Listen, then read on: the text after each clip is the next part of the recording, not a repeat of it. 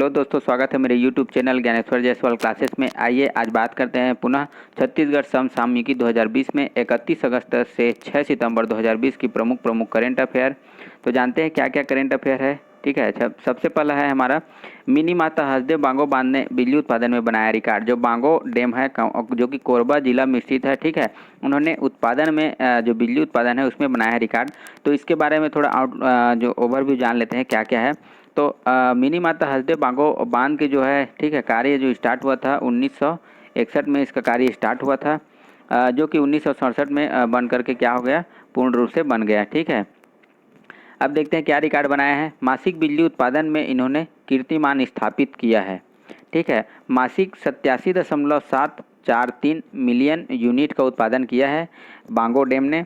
अगर इस डैम की क्षमता देखा जाए, ठीक है, कितना बिजली उत्पादन होता है, तो यहाँ पर होता है 40 मेगावाट की 3 यूनिट कार्यरत है, जो कि 120 मेगावाट का उत्पादन करती है। राज्य की सबसे बड़ी जल विद्युत परियोजना है बांगो डैम। ठीक है, उत्पादन के आधार पर रैंकिंग किसने किया है, तो इसको किया है रैंकिंग केपीसीटी यूटिलाइजेशन फैक्टर, इन्होंने ही रैंकिंग किया है। इस रैंकिंग में जो बांगो डैम है उसको 98.278 अंक मिला है। ठीक है, ये तो हो गया बांगो बांध की रिकॉर्ड। अब देखते हैं अगला करंट अफेयर। अगला करंट अफेयर है प्रदेश में पहली बार शौर्य पुरस्कार से सम्मानित होंगे जाबाज सेना व कर्मचारी। ठीक है, जो छत्तीसगढ़ सरकार ने है, जो छत्तीसगढ़ सरकार ने अभी क्या किया है, जो जाबाज सेना और कर्मचारी है उसको शौर्य पुरस्कार से सम्मानित करने का घोषणा किया है। तो कब से मिलेगा और क्या क्या इस क्षेत्र में कार्य करने वाले को दिया जाएगा शौर्य पुरस्कार, देखते हैं। तो किस क्षेत्र में दिया जाएगा, वीरतापूर्वक कार्य करने वाले, ठीक है, अपराध नियंत्रण, नक्सल उन्मूलन, कानून व्यवस्था नियंत्रण में असाधारण वीरतापूर्वक कार्य करने वाले अधिकारी और कर्मचारियों को दिया जाएगा शौर्य पुरस्कार। कब दिया जाएगा, तो 10 दिसंबर को दिया जाएगा यह शौर्य पुरस्कार। 10 दिसंबर को क्या है खास बातें, तो 10 दिसंबर को हमारे छत्तीसगढ़ के शहीद वीर नारायण सिंह के बलिदान दिवस के रूप में मनाया जाता है। इसी दिन, ठीक है, 10 दिसंबर को ही उसको फांसी की सजा दी गई थी रायपुर के जयस्तंभ चौक पर। तो ये हो गए शौर्य पुरस्कार के बारे में बातें। अब बात करते हैं अगला करंट अफेयर की। अगला हमारा करंट अफेयर है कोरिया जिले का विभाजन कर नया जिला बनाने की मांग। ठीक है, कोरिया जिला में जो निवासरत व्यक्ति लोग हैं, ठीक है, उस जिला मुख्यालय से बहुत दूरी हो जाती है, जिसके कारण से जो वहाँ की जो निवासी लोग हैं, मनेन्द्रगढ़, चिरमिरी और जनकपुर के जो क्षेत्र के निवासी है, उन्होंने कोरिया जिले से काट करके, ठीक है, कोरिया जिले को विभाजन करके नया जिला बनाने की मांग किया है। तो उस नए जिले का नाम उन्होंने अभी से ही तय कर लिया है, मनेन्द्रगढ़, चिरमिरी, जनकपुर के नाम से नया जिला बनाने की मांग किया है। नए जिले बनने से वहाँ पर विकास के द्वार खुल जाएंगे। स्वाभाविक बात है कि नया जिला बनेगा तो वहाँ पर बहुत सारे सेंटर्स स्थापित होंगे। ठीक है, वहाँ उसकी सभी जो जरूरी आवश्यक चीज़ें हैं जो कि जिलों में मिलते हैं, वे नए जिले बनने पर वहाँ भी अवेलेबल हो जाएंगे। ठीक है, तो वहाँ पर विकास के द्वार तो खुलेंगे ही।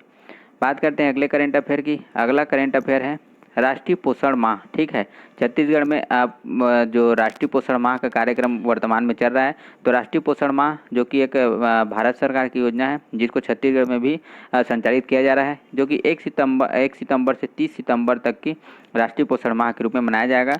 यह जो योजना है 2018 से प्रारंभ है। ठीक है, बच्चों को कुपोषण की जाँच किया जाता है, इसमें उसके वजन किया जाता है और बहुत सारी चीज़ें हैं जिसके अंतर्गत इस पोषण माह के अंतर्गत किया जाता है।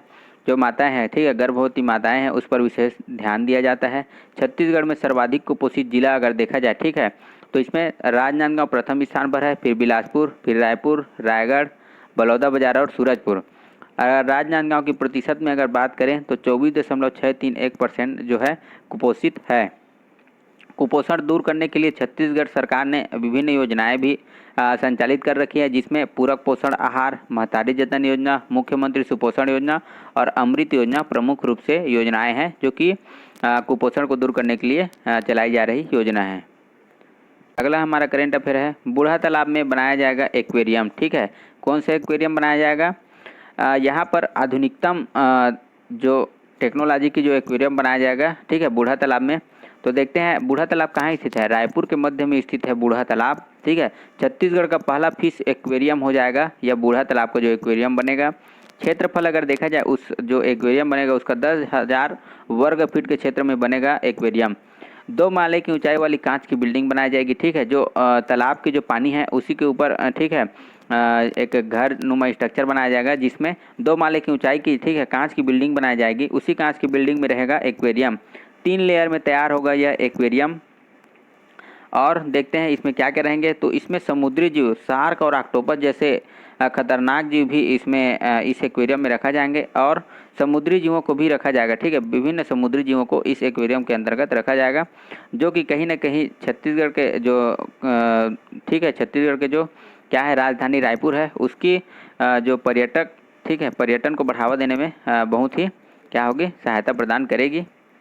कोरोना मुक्ति रथ, कोरोना मुक्ति रथ छत्तीसगढ़ सरकार 5 सितंबर से चालू करने की घोषणा किया है, ठीक है। तो क्या होगा कोरोना मुक्ति रथ में, कोरोना से बचाव और जागरूकता लाने के लिए इस रथ की शुरुआत किया जाएगा। देखते हैं अगला करंट अफेयर। कानन पेंडारी को बनाया जाएगा मीडियम जू, ठीक है।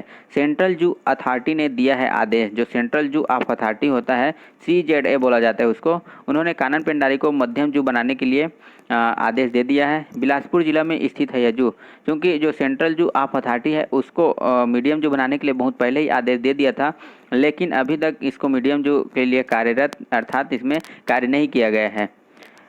जो कानन पेंडारी है वहाँ पर 650 वन्य प्राणी मौजूद है, ठीक है, जिसमें प्रमुख रूप से अगर देखा जाए तो tiger, lion, panther, black dog, chinkara, sambar, crocodile, घड़ियाल प्रमुख रूप से इसमें वन्य प्राणी है।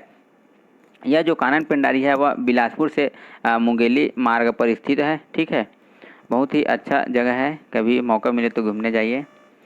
किनकेल घाटी में चाय की बगानी की तैयारी। तो किनकेल घाटी कहाँ है, ठीक है, उसको जान लेते हैं। तो किनकेल घाटी जो है जसपुर जिला में स्थित है। जसपुर जिला मुख्यालय से 3 किलोमीटर की दूरी पर है किनकेल गांव, वहीं पास है किनकेल घाटी।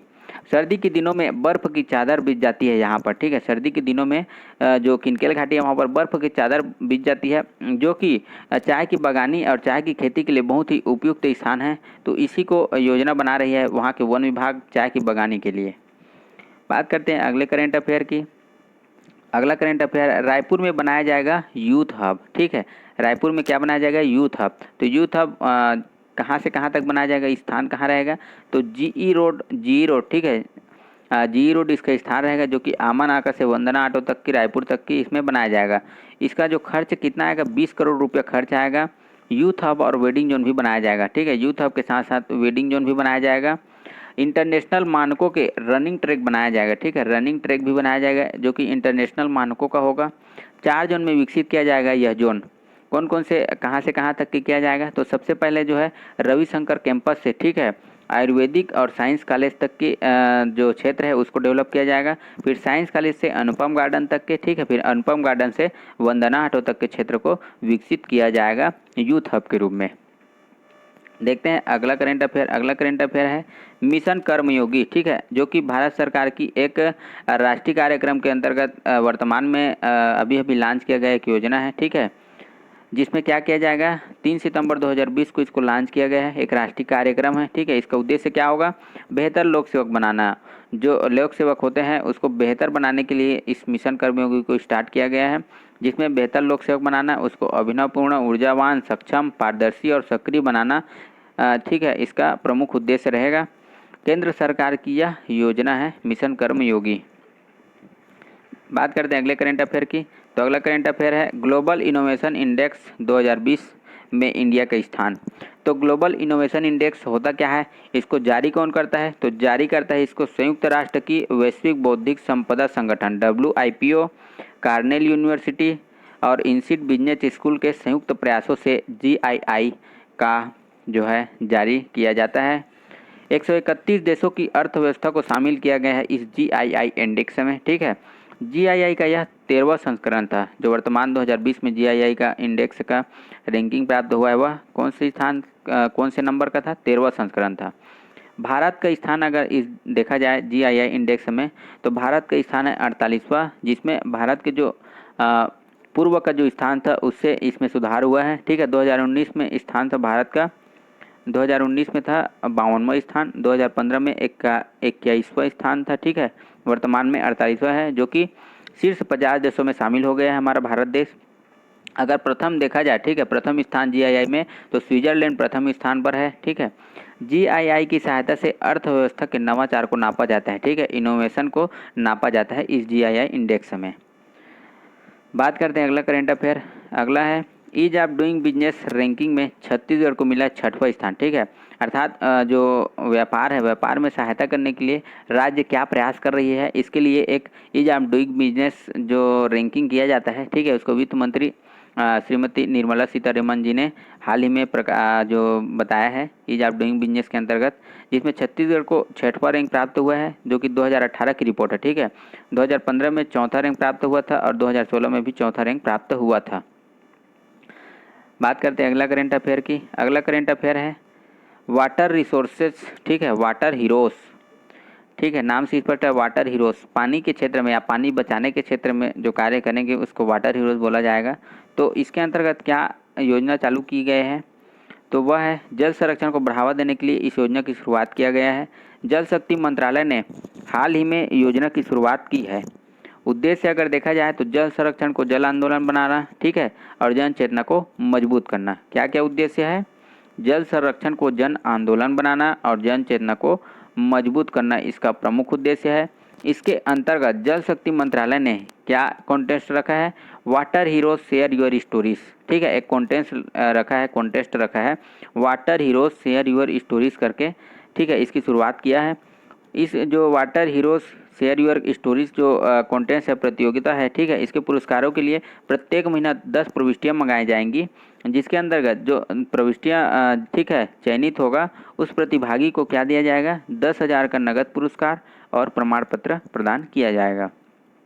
बात करते हैं अगले करेंट अफेयर की। अगला करेंट अफेयर है नीति आयोग की डेल्टा रैंकिंग में ठीक है कौन कौन सी छत्तीसगढ़ के जो जिला है वो प्रथम आया उसको देख लेते हैं। आकांक्षी जिला, ठीक है, डेल्टा रैंकिंग के अंतर्गत आकांक्षी जिलाओं को शामिल किया जाता है, जिसमें छत्तीसगढ़ में जो आकांक्षी जिला है बस्तर हो गया, कोरबा हो गया, दंतेवाड़ा हो गया, ये सभी आकांक्षी जिला है। आकांक्षी जिला वे जिला होते हैं जिसमें ऐसे जिला को शामिल किया जाए जो कि विकास के मुख्य मार्ग में भी नहीं आया, ठीक है, उसको विकसित करने के लिए उसको आकांक्षी जिला के अंतर्गत शामिल किया जाता है।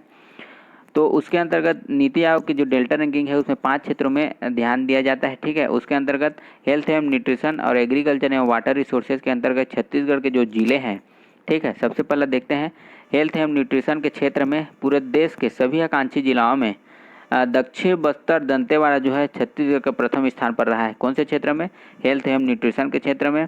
और एग्रीकल्चर एवं वाटर रिसोर्सेज के क्षेत्र में दूसरे नंबर पर रहा है कोरबा जिला पूरे भारत देश में। ठीक है, आकांक्षी जिलाओं की सूची में डेल्टा रैंकिंग में अगर पहले नंबर पर देखा जाए एग्रीकल्चर एवं वाटर रिसोर्सेज के क्षेत्र में तो नवरंगपुर जो उड़ीसा का जिला है उसको प्राप्त हुआ है प्रथम स्थान। ठीक है, अब बात करते हैं अगला करेंट अफेयर। अगला करेंट अफेयर है भोरमदेव सहकारी शक्कर कारखाना में स्थापित होगा छत्तीसगढ़ का प्रथम इथेनॉल प्लांट। ठीक है, तो देखते हैं क्या क्या बातें हैं।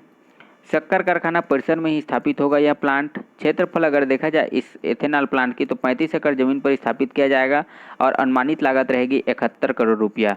इस जो एथेनॉल प्लांट को है स्थापित करने का कार्य एक निजी कंपनी करेगी। निजी कंपनी का नाम अभी तो सामने आया नहीं है, ठीक है, जब आएगा तब अपडेट किया जाएगा। पीपीपी मॉडल पर आधारित होगा यह प्लांट। ठीक है, पीपीपी मॉडल पर बनेगा यह प्लांट।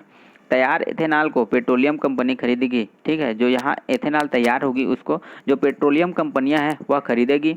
अब जो देख लेते हैं जो एथेनॉल का यूज़ क्या है। ठीक है, पेंट, वार्निश, पॉलिश, क्लोरोफॉर्म इतर तथा अन्य रासायनिक द्रव्यों में इसका उपयोग किया जाता है। यह जो ईंधन होता है एथेनॉल होता है, ठीक है, कार्बन मोनोऑक्साइड का उत्सर्जन और सल्फर डाइऑक्साइड के उत्सर्जन को कम करने का कार्य करता है, इसलिए इसको एक ईंधन के रूप में इस्तेमाल किया जाएगा। यह हो गया प्रमुख करेंट अफेयर। मिलते हैं अब अगले करेंट अफेयर की सीरीज में। ठीक है, तब तक के लिए धन्यवाद।